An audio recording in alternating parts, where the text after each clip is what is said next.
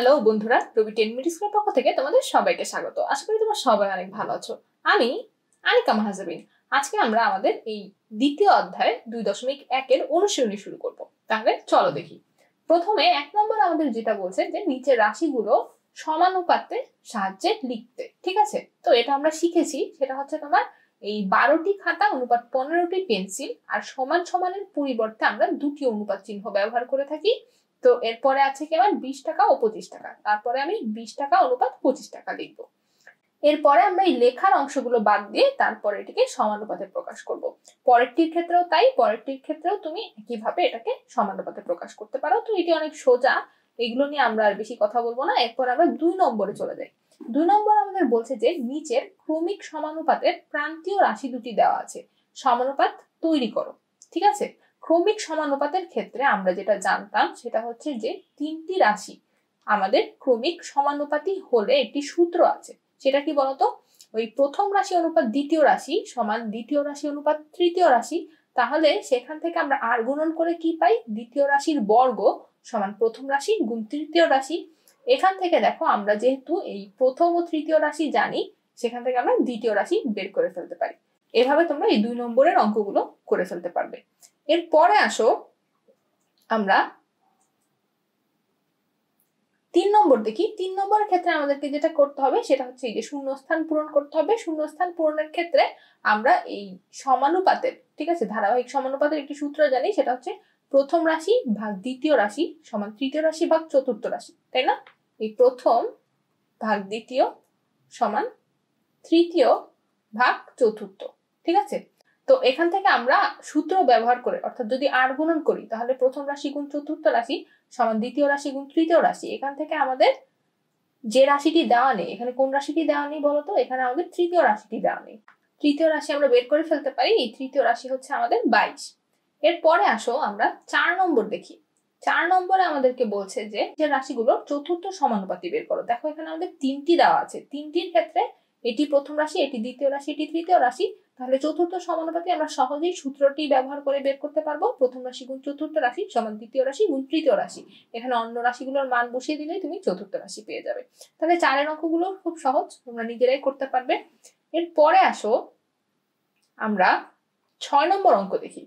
6 নম্বরে আমাদের বলছে একটি গার্মেন্টস ফ্যাক্টরিতে দৈনিক 550টি শার্ট তৈরি হয়। ওই ফ্যাক্টরিতে একই হারে এক সপ্তাহে কতটি শার্ট তৈরি হয়? এখন দেখো, এক সপ্তাহ সমান আমরা জানি হচ্ছে 7 দিন, তাই না? তো আমাদের দিনের পরিমাণ বাড়লে উৎপাদনের পরিমাণ বাড়বে। এখন দিনের অনুপাত সমান আমরা উৎপাদনের পরিমাণের অনুপাত, অর্থাৎ এটা সমান করতে পারি, এদের একটি সম্পর্ক আছে। এখন আমাদের দিনের অনুপাত কত বলতো? প্রথমটি আমাদেরকে দিয়ে দিয়েছে 1:7। 1:7 কেন? প্রথমটি হচ্ছে আমাদের একদিনের হিসাব, এরপরে হচ্ছে এক সপ্তাহ। আর একদিনে তৈরি করতে কয়টা শার্ট? 550টা শার্ট। তাহলে এখানে আমাদের পূর্ব রাশি হবে 550 এবং উত্তর রাশি হবে হচ্ছে নির্ণেয় তৈরির সংখ্যা, অর্থাৎ এই 7 দিনে কয়টি তৈরি হয় সেটা। এখান থেকে আমরা কি পাই বলতো? 1/7 সমান 550 ভাগ নির্ণেয় তৈরির সংখ্যা, অর্থাৎ এক সপ্তাহে কয়টি তৈরি হয়। এখান থেকে আমি নির্ণেয় তৈরির সংখ্যা পাই হচ্ছে 3850টি, অর্থাৎ আমাদের এক সপ্তাহে তৈরি হবে 3850টি এমন শার্ট।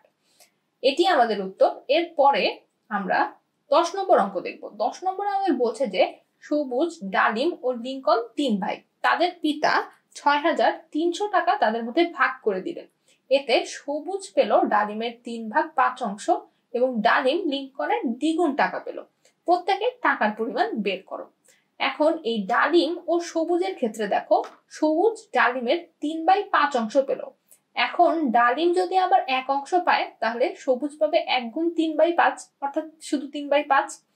এই অনুপাতটা আমরা লিখলাম। ঠিক আছে, এখানে এই ভগ্নাংশটা সরানোর জন্য আমরা উভয়কে 5 দিয়ে গুণ করে পাই 5:3। লক্ষ্য করো, ডালিম লিঙ্কনের দ্বিগুণ টাকা পায়, অর্থাৎ লিঙ্কন ও ডালিমের টাকার যদি আমি অনুপাত করি, ঠিক আছে, তাহলে হবে 1:2। কারণ লিঙ্কন 1 অংশ পেলে ডালিম পায় 2 অংশ। এখন এই ডালিম, সবুজ ও লিঙ্কনের টাকার অনুপাতকে যদি আমি ধারাবাহিক সমানুপাতিতে নিতে চাই, তাহলে দেখো এই যে লিঙ্কন ও ডালিমের অনুপাত, এটার উত্তর রাশি কি? এটার উত্তর রাশি হচ্ছে আমার 2, তাই না? এই 2 দিয়ে আমার একে গুণ করতে হবে, অর্থাৎ এই ডালিম ও সবুজের টাকার অনুপাতকে গুণ করতে হবে। এখন দেখো লিংকন ও ডালিমের অংশের অনুপাত হচ্ছে 1:2।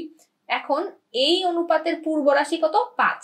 5 দিয়ে আবার আমরা এটাকে গুণ করবো, 5 দিয়ে আমরা এটাকে গুণ করলে পাই 5:10। এখন আমরা লিখতে পারি যে সবুজ ডালিম ও লিংকনের টাকার পরিমাণ হচ্ছে 6:10:5। এখন এই অনুপাতগুলোর যোগ করলে আমরা পাই 21। আমরা মোট টাকার পরিমাণ জানি 6,300। উদাহরণে আমরা দেখেছি যে প্রত্যেকের অংশ বের করার জন্য আমরা যেটা করতে পারি, মোট পরিমাণের সাথে আমরা নিব হচ্ছে ওই অংশের আনুপাতিক সংখ্যা এবং মোট আনুপাতিক যোগফল। ঠিক আছে, তাহলে এখানে আমরা পাই সবুজ পাবে 1800 টাকা, ডালিম পাবে এই পদ্ধতিতে 3000 টাকা। এই 6,300 10/21 অংশ। লিংকন পাবে 6,300 5/21 অংশ, অর্থাৎ 1500 টাকা। তাহলে দেখো আমরা এভাবে সবুজ ডালিম ও লিংকনের টাকার পরিমাণ পেয়ে গেলাম। এরপরে আমরা যেটা দেখবো সেটা হচ্ছে 12 নম্বর অঙ্ক। এখানে আমাদের বলছে যে দুটি সমান মাপের গ্লাস শরবতে পূর্ণ আছে। ওই শরবতে পানি ও সিরাপের অনুপাত যথাক্রমে হচ্ছে 3:2 এবং দ্বিতীয় গ্লাসে হচ্ছে তোমার পানি ও সিরাপের অনুপাত 5:4। দুইটি গ্লাসের শরবত একত্রে মিশ্রণ করলে পানি ও সিরাপের অনুপাত নির্ণয় করো। এই মনে করো আমার দুটি গ্লাস, ঠিক আছে, এখানে আমাদের এই পানি ও সিরাপের অনুপাত বলছে 3:2, এখানে বলছে যে 5:4, তাই না? তো প্রথম গ্লাসের ক্ষেত্রে অনুপাতটা হচ্ছে 3:2 এবং এই আনুপাতিক যোগফল হচ্ছে 5, তাই না? তাহলে আমরা প্রথম গ্লাসে পানি পাই কত বলতো? এই 3/5 অংশ এবং সিরাপ পাই হচ্ছে 2/5 অংশ। আবার দ্বিতীয় গ্লাসের ক্ষেত্রে দেখো পানি ও সিরাপের অনুপাত হচ্ছে 5:4। এখানে আমাদের মোট আনুপাতিক যোগফল আসে 5+4 অর্থাৎ 9। এই দ্বিতীয় গ্লাসে পানি হচ্ছে 5/9 অংশ এবং সিরাপ হচ্ছে 4/9 অংশ।